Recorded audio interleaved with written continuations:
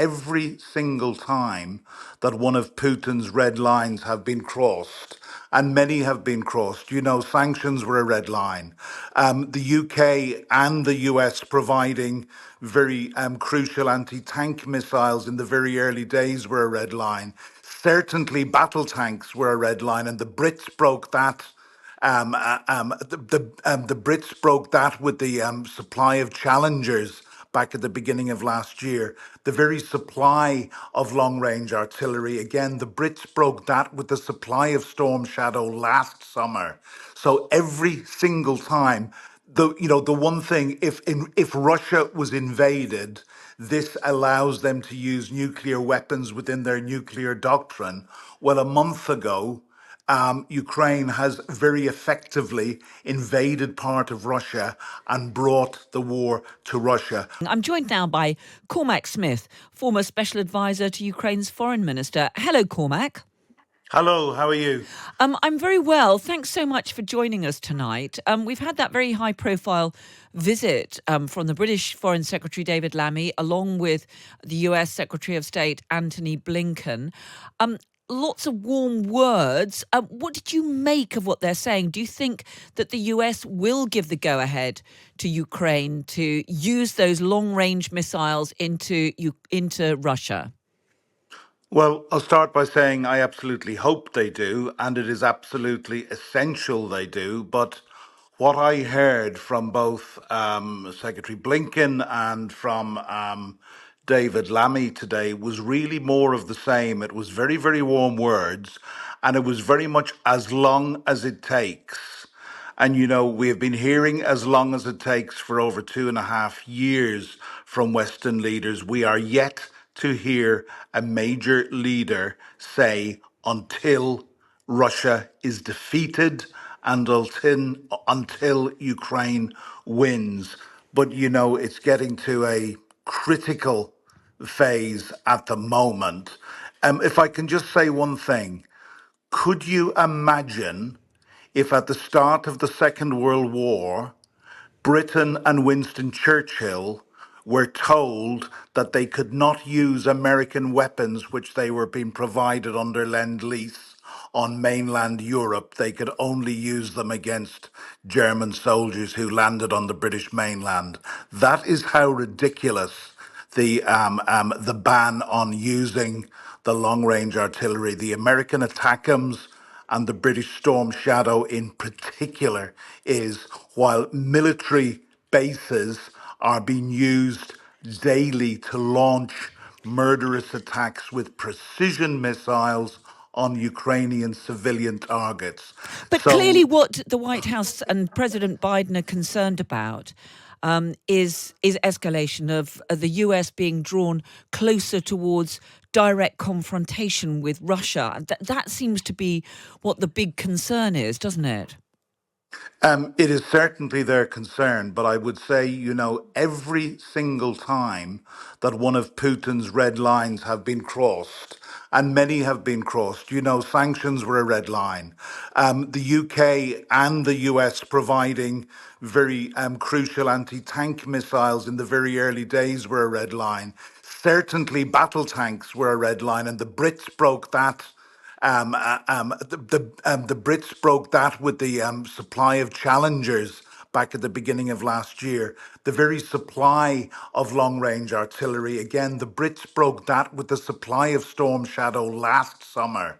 So every single time, the one thing, if Russia was invaded, this allows them to use nuclear weapons within their nuclear doctrine. Well, a month ago, Ukraine has very effectively invaded part of Russia and brought the war to Russia. We need to learn that Putin is a bully. He has rattled the nuclear saber possibly over 100 times, starting before the full-scale invasion started on the 24th of February 2022. And, you know, we are just playing into his hands all of the time. And we heard today from David Lammy saying that he believed that the decision by the Iranians to provide Russia with a new array of missiles was itself an escalation. Do you think, and you talked about this being a crucial moment, do you think, though, that that could be something that could change the calculations, and that we could see this perhaps even as soon as the end of this week when Keir Starmer meets Joe Biden in Washington? I'm going to be very emotional. I hope so, and I pray so. It has been very, very clear for some time now that in the West and in the democratic free world, if you like, we are facing a deadly quartet of enemies in Russia, North Korea, Iran, and China. And we know that North Korea has been providing shells and artillery to Russia to use in Ukraine. We know Iran has been providing the Shahid drones, and now there's these latest missiles that are being provided. And our intelligence services have been increasingly clear in recent months that China is now also providing lethal aid. These are four countries that have made it very, very clear that they abhor everything our rules-based order stands for. So, we really need to wake up and smell the coffee here, because it's a wolf that will come to our door. And quite simply, I think the choice that we face, it's our money and guns today or our daughters and sons tomorrow, because this will not stop at Ukraine. As the foreign minister Pavlo Klimkin, that I worked for back between Yeah. 16 and 2018, said very, very clearly in an article which is still in the available from The Guardian, Putin's desire to put the Russian Empire back together will not stop at Ukraine. And You need. and we're going to have to leave it there. Cormac Smith, it's been great to speak to you. Thank you so much for joining us tonight. Thank you. The Foreign Secretary David Lammy and his US counterpart Antony Blinken have had talks with President Zelensky during their joint visit to Kyiv. It comes amidst reports that the US could be preparing to give Ukraine the go-ahead to use long-range missiles to strike Russian territory. Until now, President Biden's been reluctant to lift restrictions because of the risk of escalation, but the Secretary of State signalled that could be about to change. We're working with urgency to continue to ensure that Ukraine has what it needs to effectively defend itself. At the NATO summit back in July, President Biden promised 5 strategic air defense systems and dozens of tactical air defense systems. We've delivered on several of those strategic systems. We're fully working to meet the commitment in the coming weeks, and will continue to add to Ukraine's air defense systems. And David Lammy said the supply of Iranian missiles to Russia was itself an escalation of the conflict. This week, we have been reminded of how other authoritarian regimes are aiding Putin, with Iran going even further in support for Moscow by providing ballistic missiles, a significant and dangerous escalation. Well, earlier I spoke to Alexei Honcharenko, Ukrainian MP and former chairman of the Odessa Oblast Council. I asked him whether he believes the US and UK could be about to lift restrictions.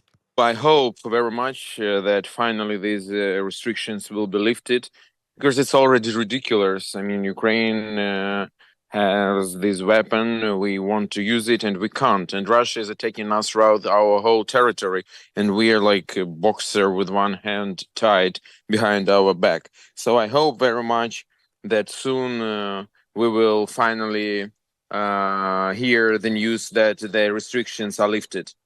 It did sound from that news conference from both David Lammy and from Antony Blinken that this is being looked at very closely by Britain and the United States. Do you think we could get an announcement lifting the restrictions as soon as the end of the week, when the British Prime Minister is meeting the US President? I think this will be a perfect moment to announce it, and it looks like we're moving this direction. But, I don't want to be ahead of the news, so we are waiting for a final confirmation, maybe after the meeting of two leaders, after the conversation of two leaders of the United States and United Kingdom. How much difference do you think it would make if Ukraine could get the go-ahead to fire these cruise missiles deep into Russian territory? That is important, but as always, unfortunately, it's a little bit too late. Maybe not a little bit, and I can't tell you that with lifting these restrictions, that's the end of the war. It's not, but at least this will increase Ukrainian possibilities to protect civilians and to conduct military operations. We're in the hard situation, and this can be really important because this will push Russians out from the borders with Ukraine. I mean, their military facilities. This will make them more cautious. This will worsen their logistics and so on, which all is important. But it's not end of the game. It's not something which will change everything completely, but we really need it. It does seem as though what has been holding back the lifting of these restrictions is the concern in the White House in particular that the US could be drawn closer into direct confrontation with Russia. Do you accept that that is a risk? No, I don't accept it. I mean, the United States are providing Ukraine with weapons. If Russia it's escalation, they could at any moment. But how to use these weapons, it's the question of Ukraine, and it's clear. So I don't think, and all this talkings about escalations, you see, for the first time in 80 years, Russian sovereign territory is occupied. I mean, in Kursk region, and what escalation happened, and what Armageddon started? Nothing.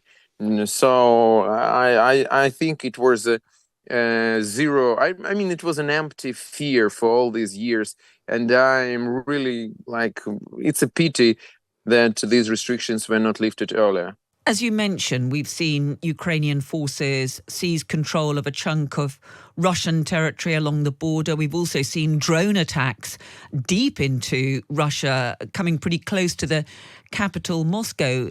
Is this part, do you think, of a new strategy of actually taking the war closer to President Putin?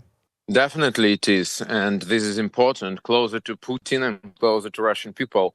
They should understand that they will also pay the price. And this war will happen not only on Ukrainian soil. That's the only way to push them to real negotiations. I don't see any other way.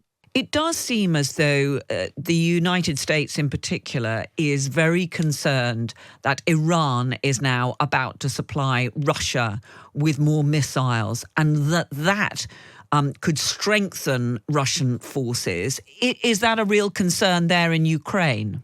It is. And first, Iran supplied Russia and continues to supply Russia with the drones, which are a real problem for Ukraine. Now, these ballistic missiles, short range, but they also have a longer range missiles. And in general, this axis of chaos, they unite Iran, North Korea, which supplies Russia with shells and maybe other things, by the way, also by missiles, as well as we know. So that's the moment for civilized world also to be really united. How significant do you think is the looming US election? We heard Donald Trump in that debate last night when he was asked whether he wanted Ukraine to win the war, simply saying that he wanted the war to end.